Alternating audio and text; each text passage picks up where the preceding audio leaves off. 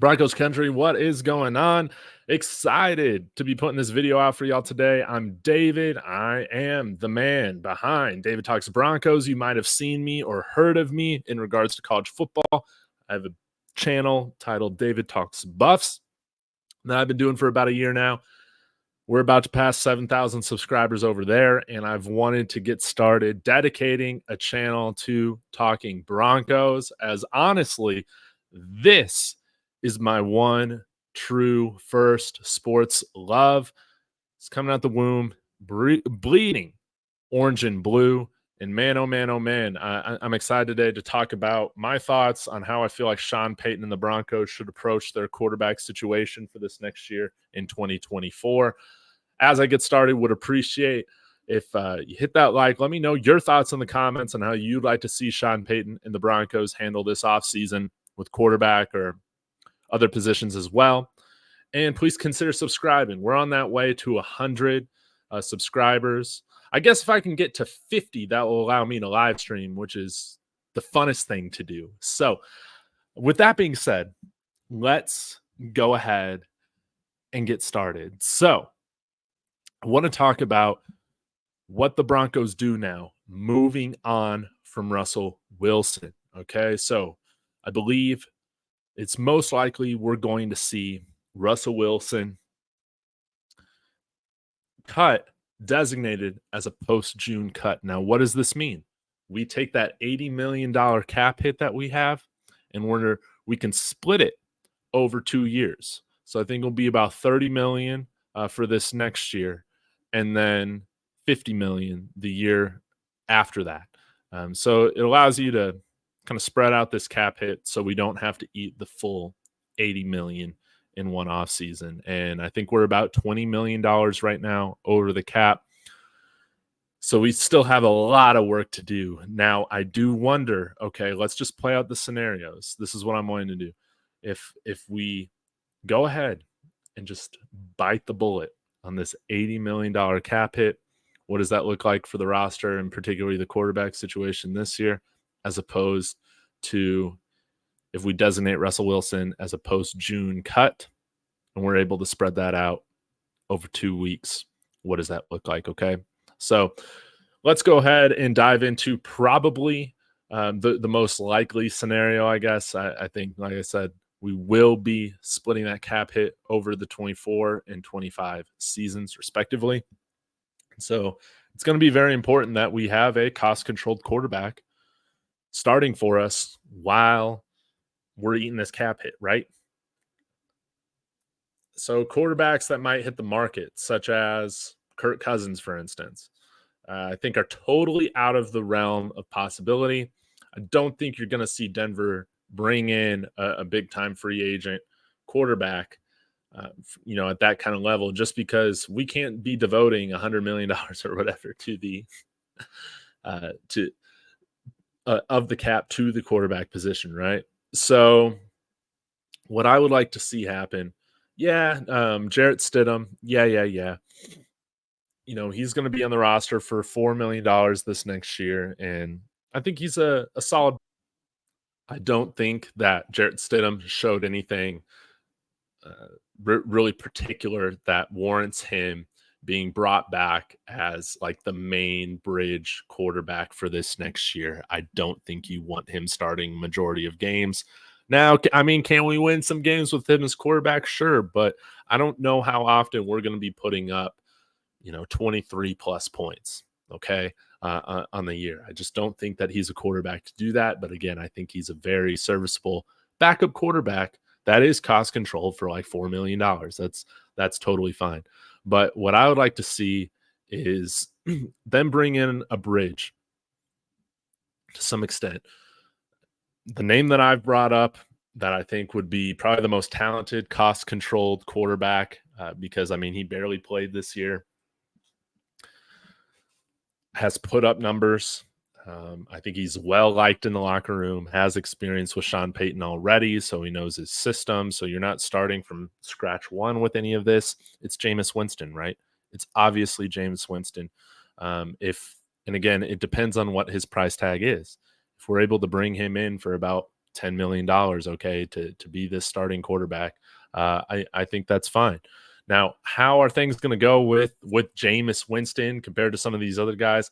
Honestly, I don't really know. I think what Jameis Winston was 5-2, or I'm trying to remember. I know he won more games than not, being the starter for Sean Payton when he played, right? So we know he's a winner. Now, right now, the Broncos teams are not nearly as deep as those Saints teams. And so what I think would be a really great move this year is we bring in Jameis Winston to be our bridge quarterback this year. He starts the season, okay? And depending on how this goes, if we strike gold, okay. We can ride with Jameis Winston, all right, throughout the season. But if not, then we have a quarterback that we've drafted that we can go to for half of the season and really get a strong evaluation on. If then we start winning and hey, we have something special, then that's wonderful. If not, we continue to put ourselves in striking distance of being able to draft one of the top quarterbacks next year, or at least put ourselves in position to where we can trade up to draft one of those guys next year. Because after this draft, we should have all of our draft capital replenished, everything like that. And ideally, with how we handle this draft this year, is that we're drafting with 2025 in mind as well, acquiring some future picks, some future assets to do that. Because let me go ahead and share my screen right now, and we can kind of walk through this big board a little bit. But I think that is the best way to go here, because right now Denver has 6 picks. We have the 12th overall pick, and then we don't have a pick until later in the 3rd round, okay? We don't have a 7th round pick, if I remember correctly. So it's 6 picks with a big cap hit like Russell Wilson and some other big contracts right now on the roster. It is crucial that we're able to take that number 12 overall pick, trade back, and continue to gain draft capital, because this team needs an influx of young talent, a lot of young talent. I think Sean Payton's done a really good job of developing his picks, over the years. And that's what I would like to see happen. So I don't think it's worth it right now for us to mortgage any more of our future to go up and get somebody like Drake May or Jaden Daniels. I think Caleb Williams is probably off the radar, just because I think the Bears are crazy if they don't pick him at number 1, even if there are some question marks on maybe his sensitivity, right? Going to a tough market like Chicago. You could argue that for Denver as well. And Drake May, Jaden Daniels, obviously they have good arm talent. Drake May's that typical sized quarterback I love. Big guy, sturdy in the pocket, but I don't know if he's as good as somebody like Caleb Williams. And Jaden Daniels, he's somebody that intrigues me a lot, but I think there's definitely a teardrop probably between these two and Jaden Daniels. But I do love his running ability as well. Obviously had his Joe Burrow type come up transferring out to LSU, and he might be one of the most similar guys to Lamar Jackson that we've seen in a while. But I imagine that all 3 of these guys probably go in the top 5 picks as of right now. And I just don't think the Broncos have enough draft capital to make this happen and put a young quarterback around a roster that supports him. We don't want a situation like what Bryce Young is experiencing in Carolina right now, where everybody's bad, right? So what happens? Let's use that number 12 pick to trade down, gain. If we can get up to 10 draft picks in this year's draft, I think that would be ideal. And let's try and get multiple picks, maybe 2 or 3 more picks. One can dream, right?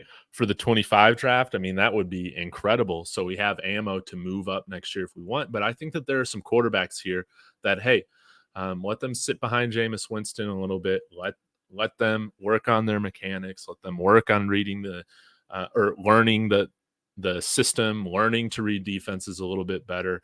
And then depending on how things go with Jameis, swapping him out. If we're just kind of having a middle of the road experience with the offense this year, swapping him out mid-season for this draft pick halfway through and giving them, 7-8 games to really get a clear evaluation of where these quarterbacks are. So, could these guys, depending on how the Senior Bowl goes for some of these guys, move up into that second round category? Maybe third round, maybe. But it's important for us to be in striking distance of these guys. We need to trade back. We need to trade back, and maybe we'll use our first round pick on a different position, because we have a lot of different positional needs, especially if we're moving off of Jerry Jeudy and Cortland Sutton or one of them.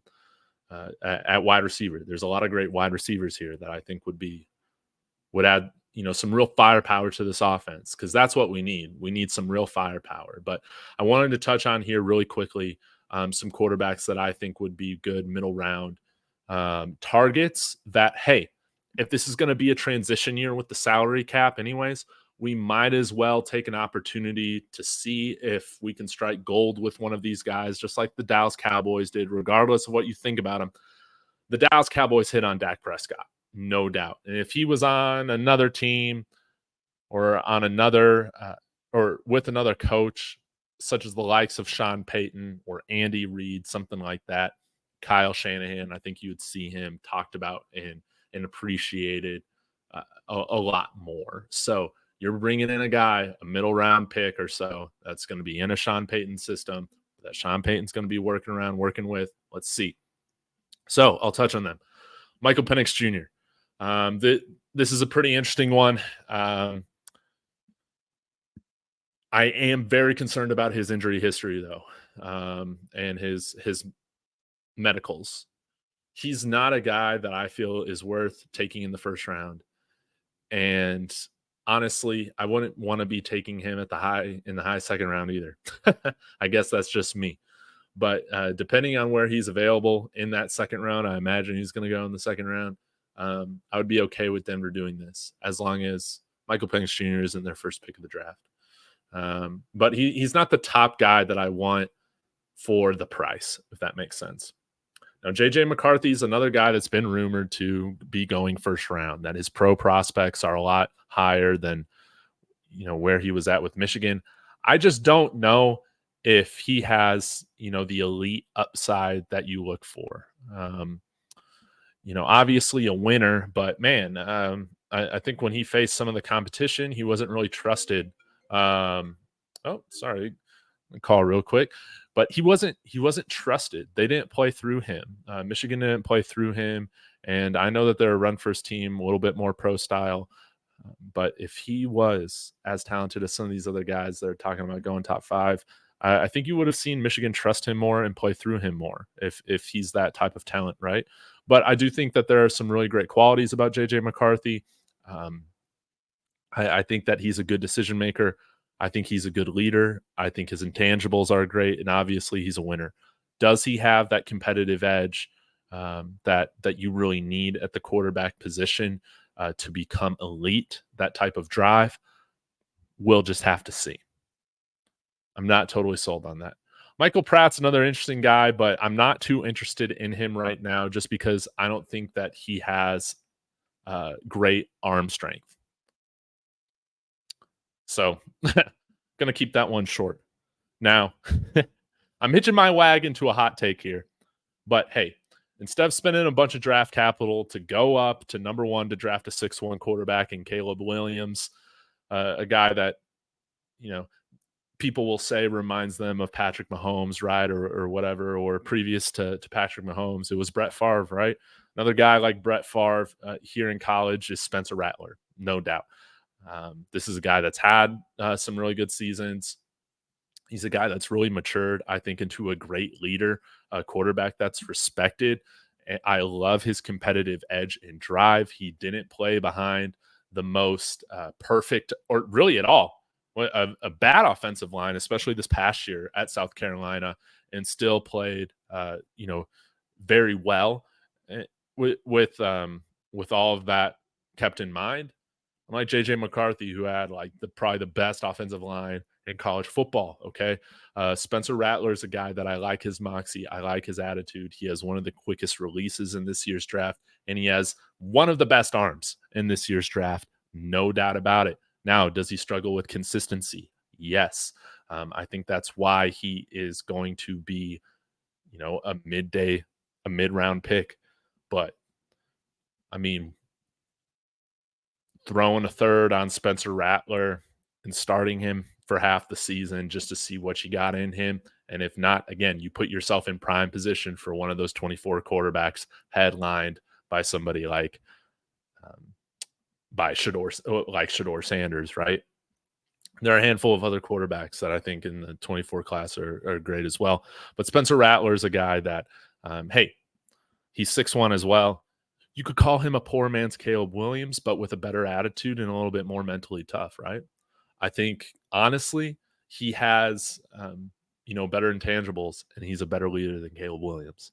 And I think intangibles at the NFL level are a little bit underrated because you see the quarterbacks; they could have all the talent in the world, Kyler Murray, for instance, but if they're not a strong leader, those teams never reach their potential, right?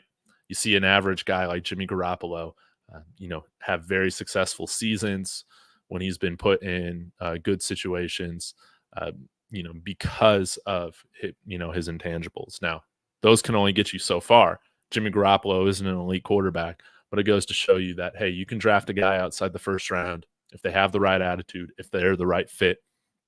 They can make it. He has good pocket presence, just some things that need to be ironed out. But then if you hit with him, and it's starting to look like, hey, you found a gem in somebody like Spencer Rattler or Jordan Travis, then you're all good.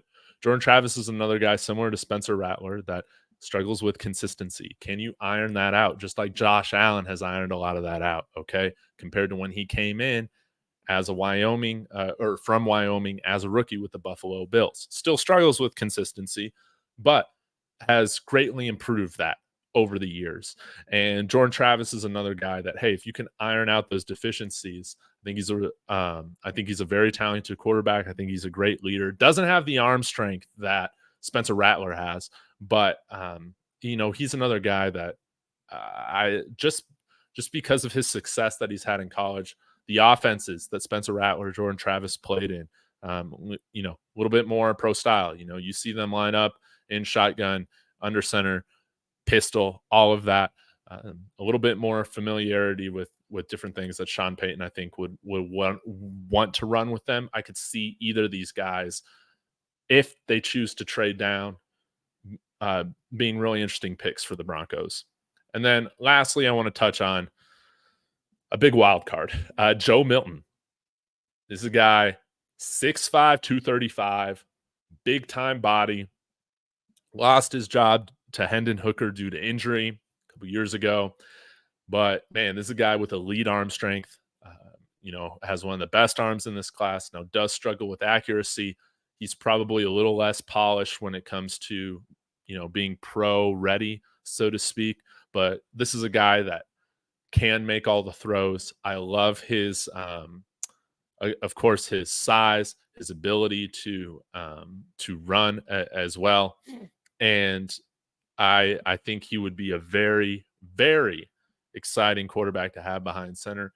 And could some of his athleticism make up for, maybe some of the parts of his game that need to be fine tuned? Sure.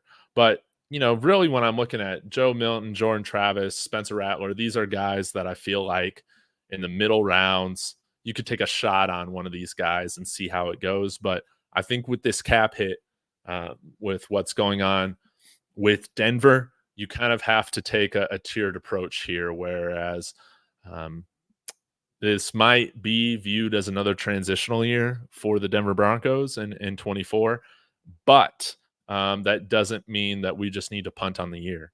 Bring in somebody like Jameis Winston. Hey, if you hit with him and he's found a second, win to his career, that's phenomenal. That's absolutely great, right? I love it. If it doesn't work out, then we also got a guy that's been drafted that we've invested in that we can see how they look through half the season or so. And then it puts us in good position for the 24 draft. And I think either way, taking this position would be very exciting. Now, if we decide to eat an $80 million cap hit, this year, it might just be one of those situations in which we're bringing back, how did I just forget his name? I'm wanting to call him Rippin. No, Jarrett Stidham as that bridge quarterback.